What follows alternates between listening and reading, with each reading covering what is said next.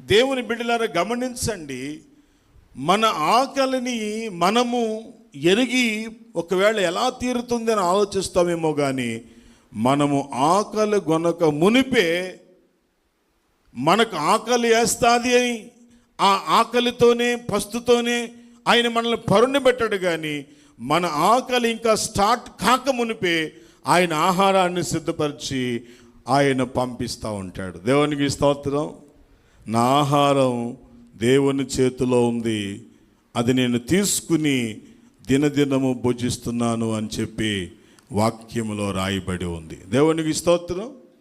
నిజంగా నీ ఇంట్లో అన్నీ ఉండొచ్చు, కానీ ఆ అన్నీ వండుకుని తినే శక్తి నీకు లేకపోవచ్చు.